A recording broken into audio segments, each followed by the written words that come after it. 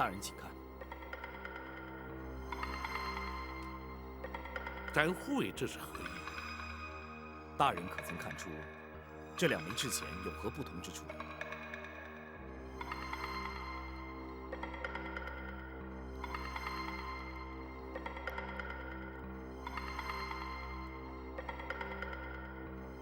这2枚制钱除了一新一旧之外，并无不同啊。公孙先生，你拿着试试。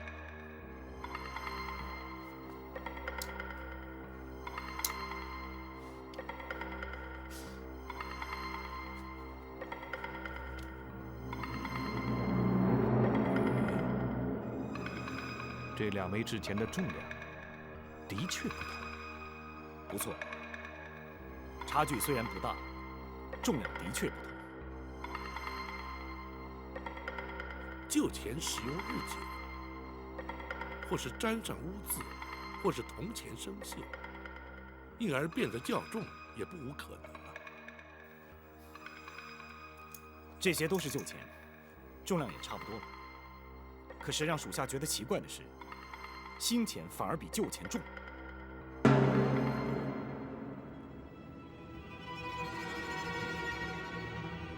新钱是重了些，这就有违常理了。朝廷所发的制钱，虽由专司专责的钱监负责掌控，但每一枚铜钱轻重分量难免会有不同，这也不足为怪呀。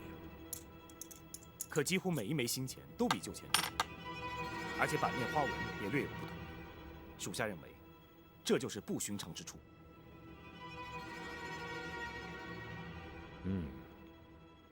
这新钱的花纹略为粗糙，而且重量的确有所不同。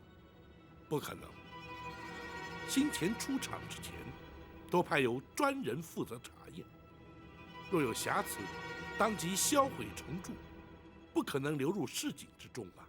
大人，可这些制钱都是属下从市集换回来的。哦，难道说是伪造假钱？大人，昔日的确是有不孝商人私铸假钱图利，但是因为制钱的价值太低，若是不能大量流通，则获利有限，理当不会有人甘冒杀头之罪才是。就算有人贪图这不法利益，只是如今既已流入市井，恐怕也难以追查来源。可根据属下的观察和摊贩所言，使用这些新钱的都是营中的士兵。市集就在军营的附近，每个摊位都收了不少。哦，真有此事？大人，难道这假钱的来源竟在登州禁军之中？大人，这件事是否要追查下去？倘若真是借军营之便大量流通假币，则此事非同小可，非但影响朝廷财政，甚至动摇国本，远比登州通判是否真是病故身亡更要严重许多。此事当然非查不可。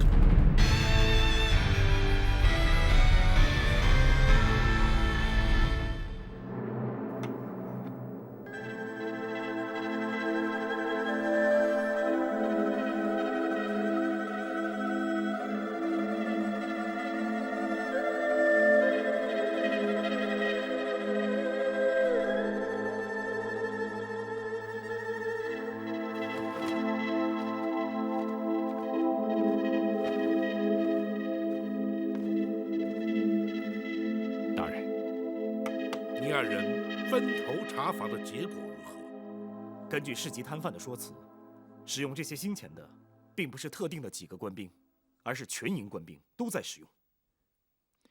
学生在营中也略作打探，官兵手中的新钱也都是在军饷发放的时候领到的。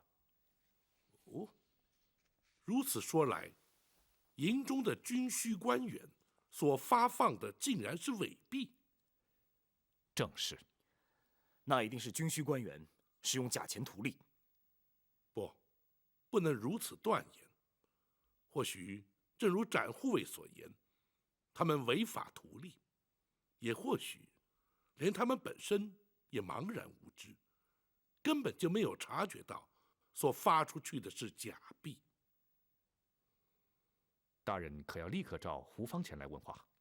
不，天色已晚，多有不便，暂且不动声色，待明日一早再带他前来询问。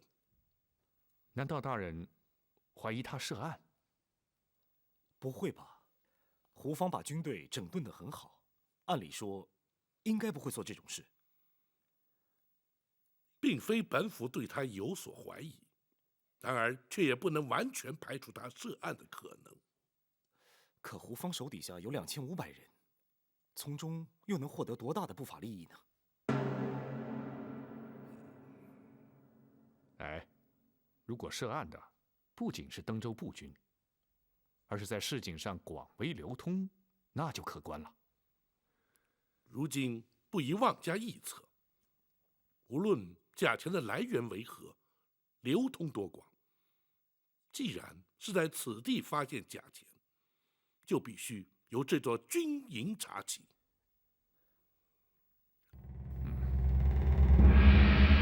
包大人召末将前去，可是打算离开军营了？包大人在此地还有未了之事。什么未了之事？召你进帐，就是为了此事。展大人可否透露一二？你担心什么？不是末将担心，包大人一向行事周密，言出必行。突然决定留在军营，必然是有极其特殊的情形发生。如果事先能够有所准备，总是好些。只要你行事端正，问心无愧，自然一无所惧。是。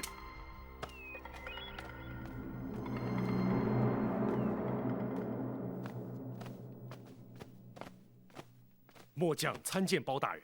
胡指挥免礼。末将若有怠忽职守之处，请包大人惩处。哦，你有何怠忽职守之处？这，末将不知。既然不知，何来惩处之说？大人召末将前来，想必是查出末将有所疏失。胡指挥不要多心，大人召你前来，自然是有话相询，却未必是胡指挥的疏失。是。请教胡指挥，官兵的军饷都是由何人在何处发放的？是由军需发放，登州步军各营分驻各地，也都是由本部军需前往发放的。本部军需又驻守于何地？回包大人，就在此地军营之内。好，你带本府前去。包大人，莫非是军需出了问题？本府只是前去查询，而非判定，你不必焦虑。末将。胡指挥，带路吧。是。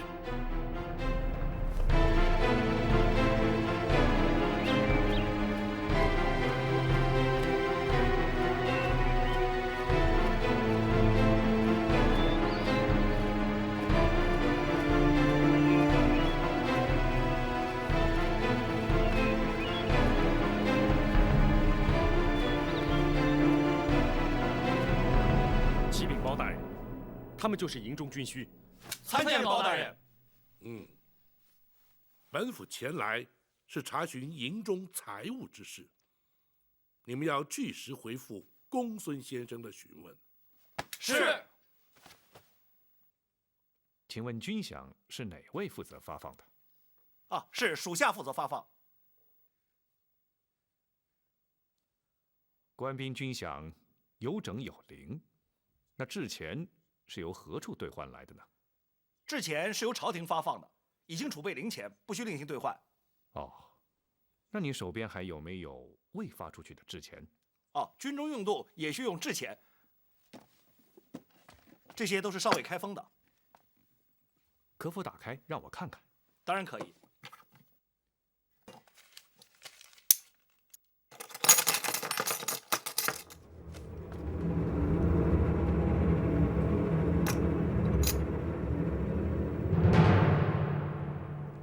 这些制钱可是由京城直接运送来的。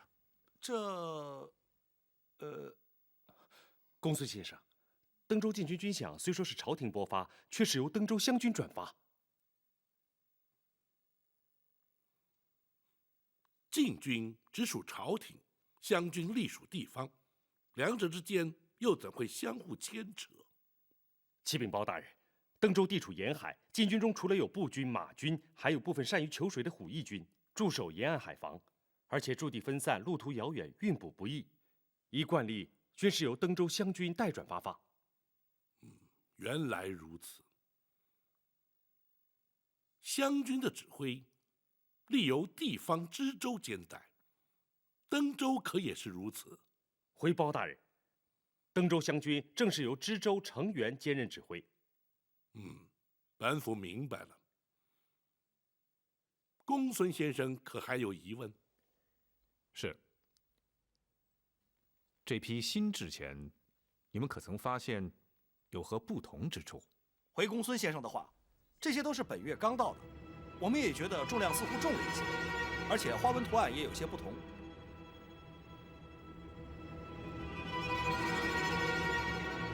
你们可曾提出质疑？哦，有，但是登州湘军说这些都是新版新铸，原来就是如此。公孙先生，应该不会错，麻烦你们了。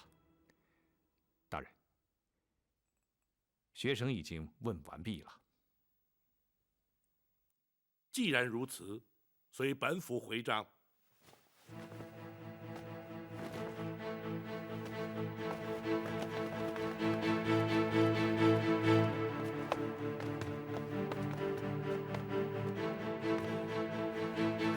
包大人，胡指挥可是心中大惑不解。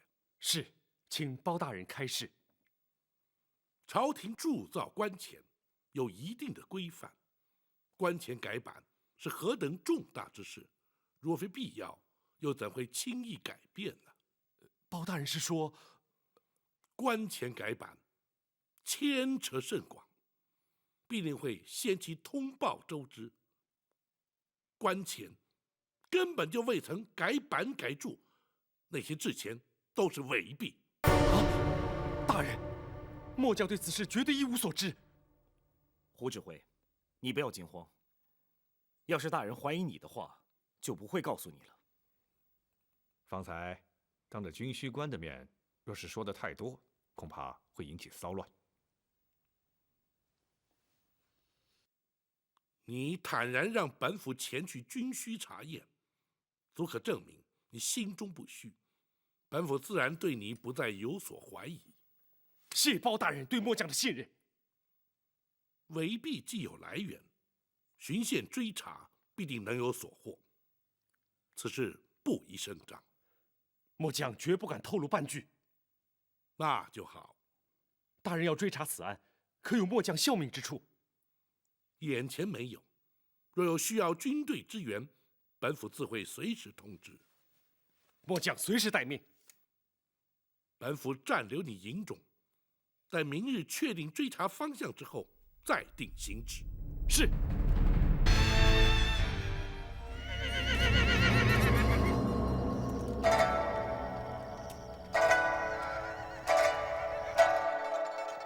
大人，属下有一件事情一直不太明白，大人可否指点迷津？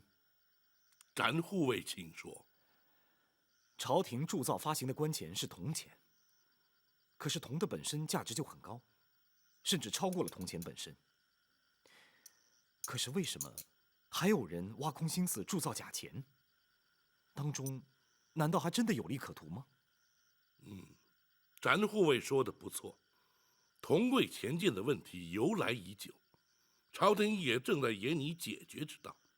不过，既然有人私铸假钱，必然是有利可图，所以才甘冒杀头之罪。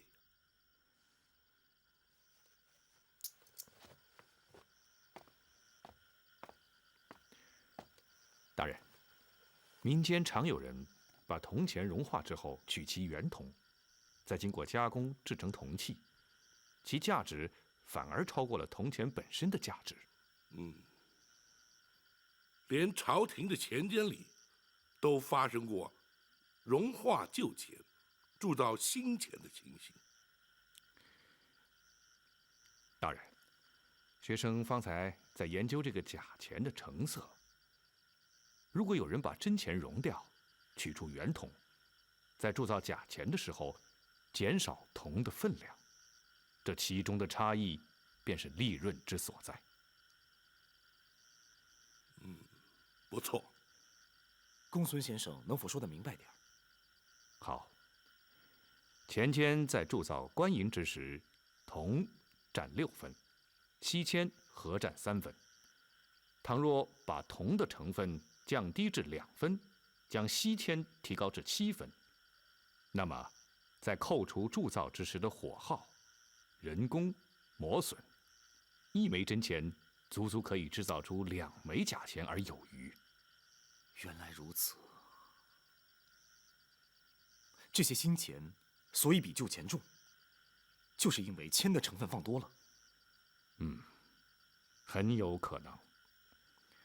如果把这些假钱重入熔炉，确认其中铜、铅、锡各占的分量，就更加明确了。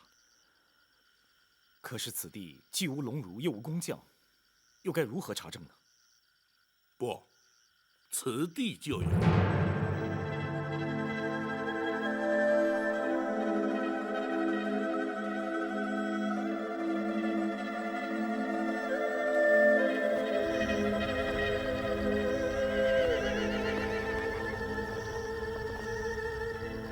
军中的兵甲辎重，甚至于马蹄铁，都必须要自行熔铸锻炼。胡方这座军营之中，必定也有所需的物资。明日要他派人前来协助，便可查证明白。那查清楚之后，对案情有何帮助？查清成分之后，一则可以估算其利润，而推测其流量；再则可以从铜、铅、锡这些材料来源，追溯出可能铸造的地点。总之，此案若要追查，就必须多方查证，齐头并进。就以公孙先生之法，先查明铜钱的成分吧。是，学生明日立刻去进行。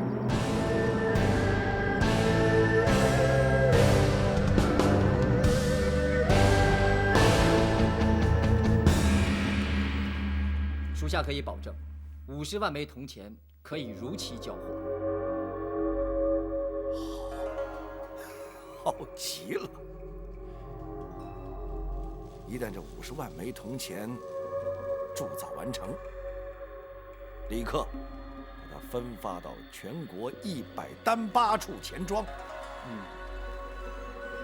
让各个钱庄先用5000枚试用，如若没人察觉，就照此方法让各个钱庄自己铸造、流通。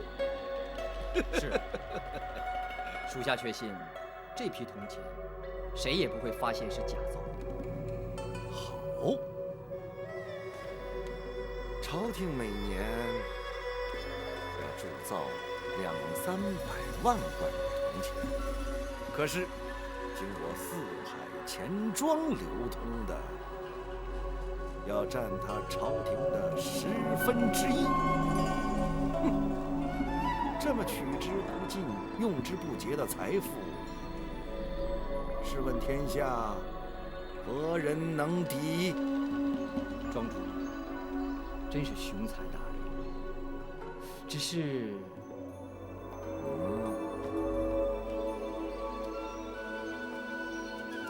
每贯有770枚，那就是770枚铜钱，1年下来，岂不要造将近2万枚？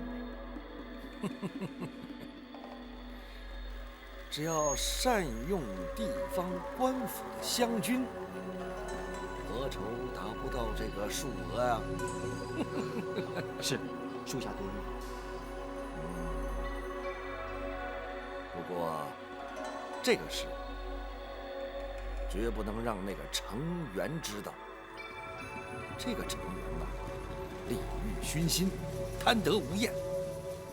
一旦让他知道了，就会给咱们招来无穷无尽的麻烦。庄主放心，属下已经稳住了商州湘军副指挥郑恒，利字当先，他不会分给程元一杯羹。好，程元是个贪官，早晚会出问题。我们要未雨绸缪啊！是。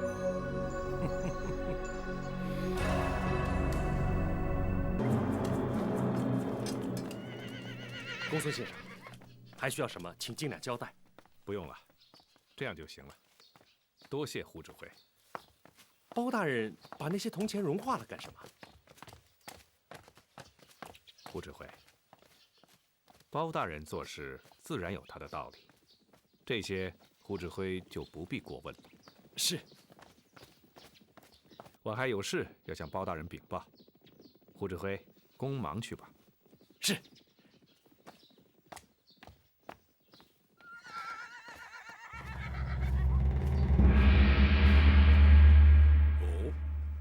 铜的分量果然只有2分。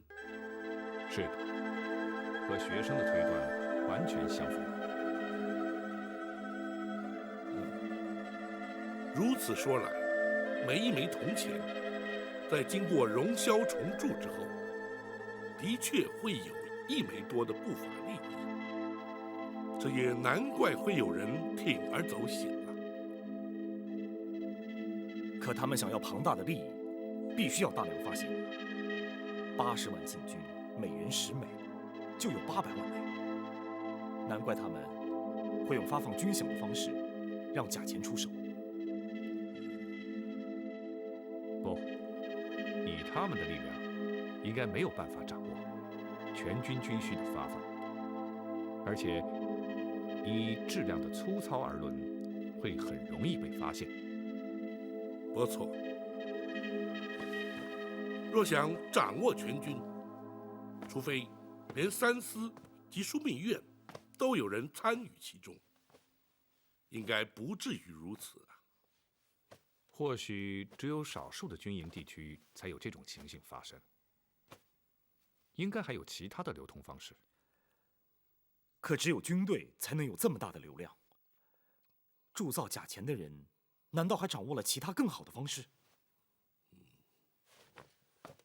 流通的方式必须要顺理成章，而且能够确保不被察觉，的确不是很容易。大人，学生以为追查的方向应该指向必须大量使用铜钱的地方。溯本追源，不妨就由发放伪币的登州湘军查起。大人，由此处前往登州城，不止1日的路程，至少还需外宿1夜，方能在明日中午以前抵达。既然如此，我们即刻启程。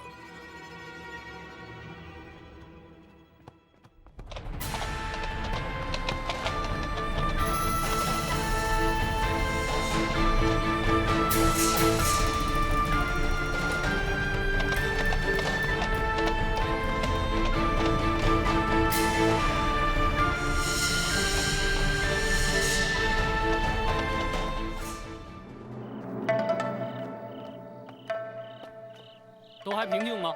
是。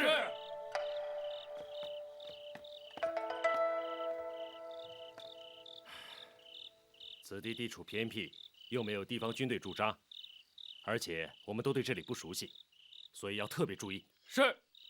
大人就在这里住1夜，如果被人惊扰到，我可就为你们试问。是。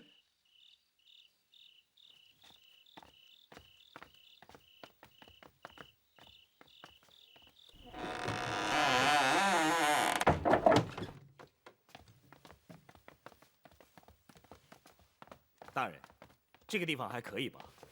既然是奉旨出京，任何地方都可能要去。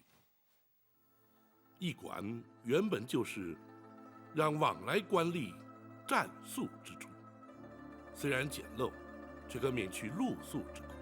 本府早就习以为常了。属下记得，当年行走江湖的时候，也常常风餐露宿，这种日子不好过啊。展姑娘可曾在江湖上闯荡？那倒没有。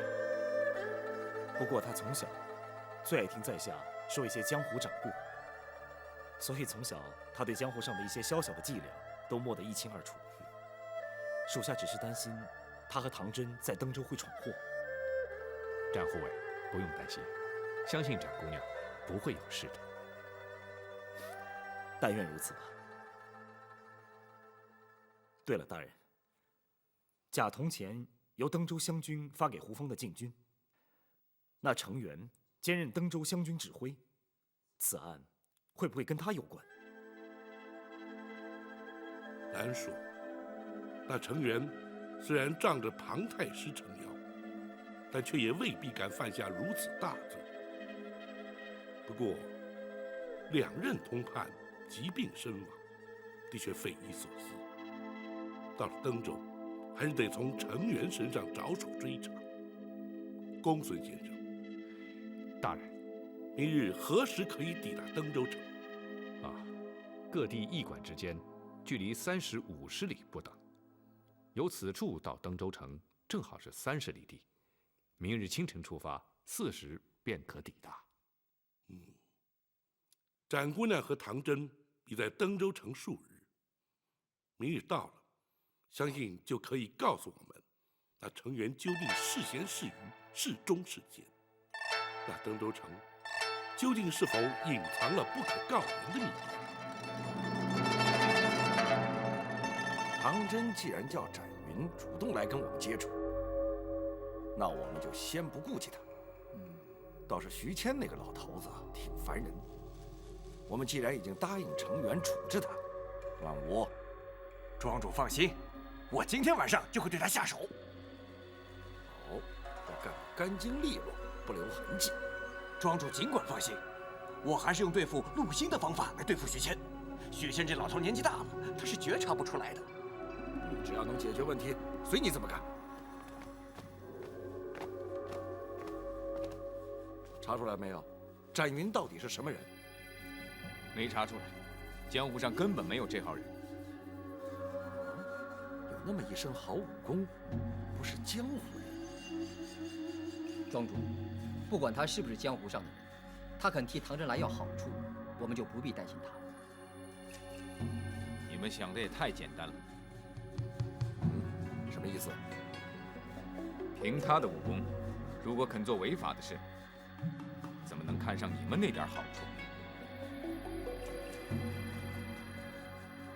严冬，那你说他来的目的是什么？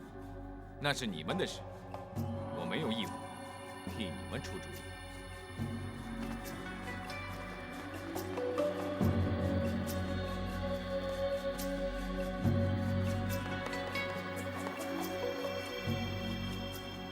我明白了，他今天前来，绝不是为了跟我们合作的。他是来摸底的。那我找人把他除掉。你办不了。庄主，哎，连严冬他都没有把握，就你那帮人，更别提了。庄主，那我们现在该怎么办？不慌，他既然是乔装改扮前来示好，必有企图。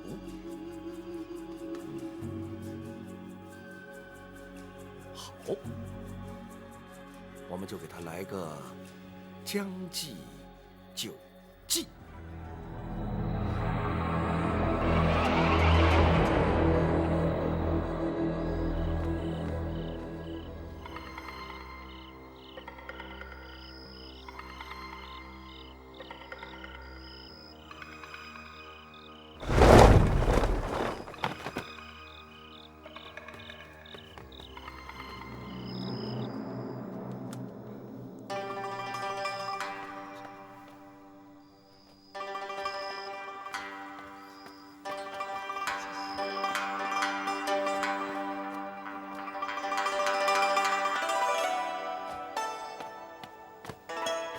少爷，你说展公子能把账册拿回来吗？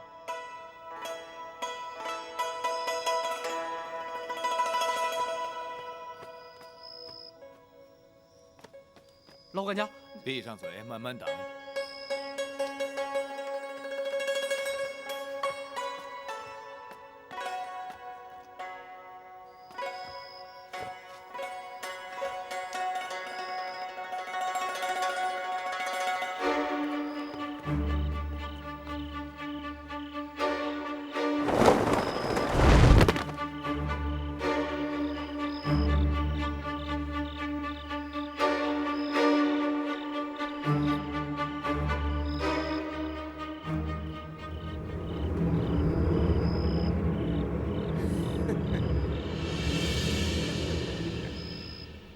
展公子，你回来了。展公子，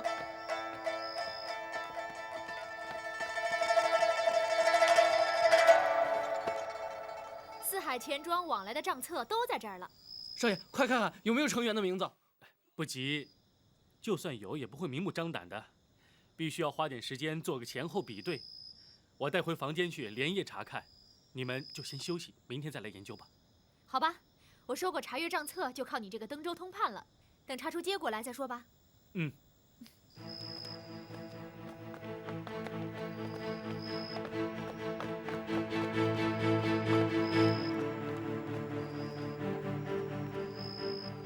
展公子啊，你在想什么呢？我总觉得事情太过简单，也太过顺利了。那是命中注定，成员的罪证让我们拿到了。我还是觉得事情有点不对。不管如何，等少爷把账册看完之后再说吧。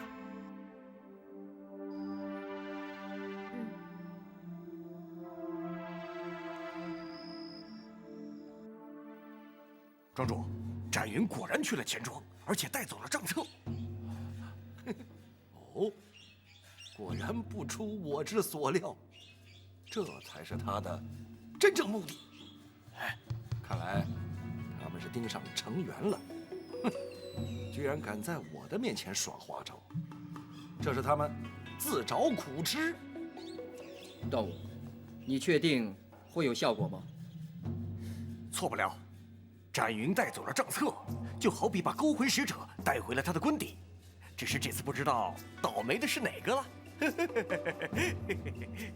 明天早晨必有效果了。哼，不管是唐真，还是那个展云，总有一个永远不会给我们找麻烦了。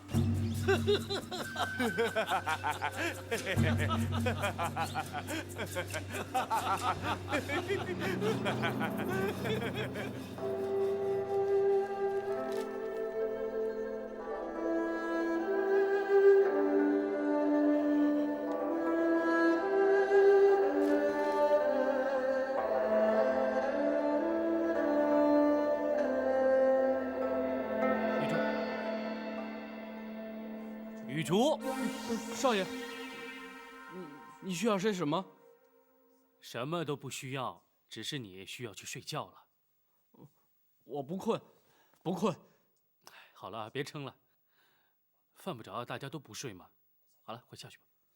可是，这样我才可以专心的查，不必担心你啊。少爷，那我先去睡了，有事儿你随时叫我啊。快走吧。哦。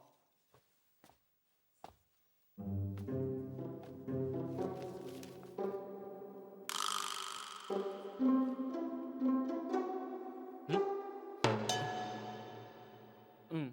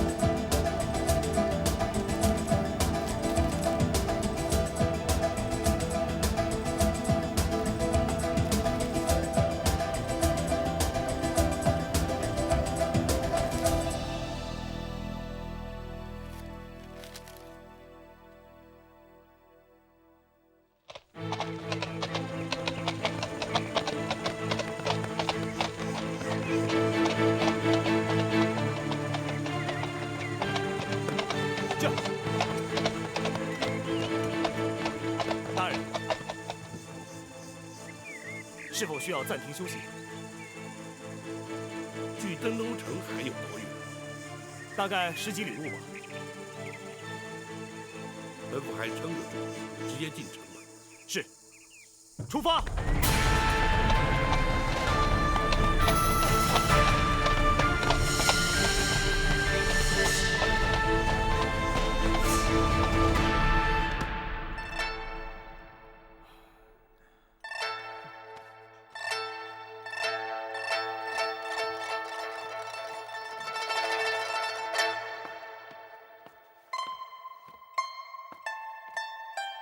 少爷，喝杯茶。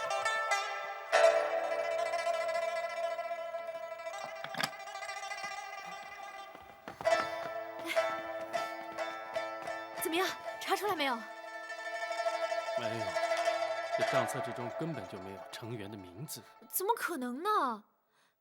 李坤明明交代刁赞比照成员开了一个账户，成员怎么会没有在账上呢？会不会用别人的名义？对啊，我也是对李坤这么说的，叫他用我的名义来汇款，说不定啊，成员也是这么做的。哎，也不可能。我昨天仔细查过了，账册中并没有同一个户头的大额往来记录。怎么会这样呢？四海钱庄遍及全国，往来的金额绝对不会小。这账册啊，一定有问题。啊！你嘴唇怎么那么白啊？少爷从一早起来就不舒服了。你是不是生病了？哎呀，没事的，或许是看了一夜账册，有些疲劳罢了，没事的啊。少爷，你先别说话，也别动，我去叫大夫来看看。你把少爷怎么了？他不是生病，是中毒了。啊？中毒？那怎么办呢？你们不要担心，我替他阻止了毒性蔓延，暂时不会有太大的危险。张公子，那你能替少爷解毒吗？我不行，但是公孙先生就没问题了。那高大人他们到底什么时候到啊？是啊，应该快了。这样吧，你们先把少爷抬回房里休息，我去请高大人把公孙先生带来。少爷，来，少爷。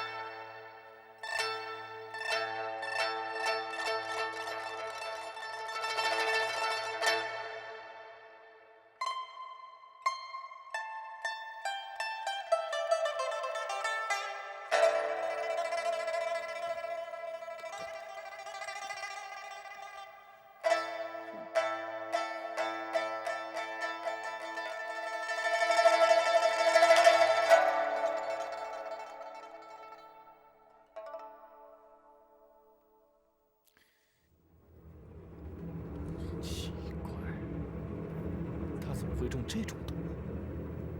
公孙先生，你知道少爷中的是什么毒吗？这种毒叫做无影散，药成粉末，无色无味，很难察觉。我之所以觉得奇怪的是，因为此毒乃是出自天竺，而非中原之物。如果是无色无味，怎么知道是无影散呢？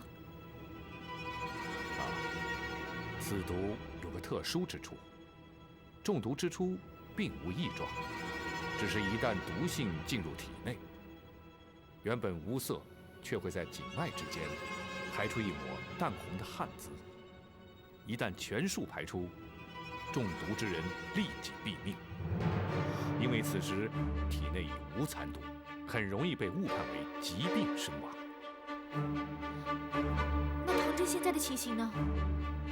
幸亏你及时封住他的穴道，阻止了毒性在体内运行。只要用金针把体内残毒逼出来，再服几贴药，当可不碍。多谢公孙先生。老管家，请你准备笔墨纸张，好开药方。好，我去拿吧。哎，等一等，要避开府里的人，也不能告诉任何人唐大人的情形。是，我知道了。老管家，麻烦你烧1大桶热水来。好。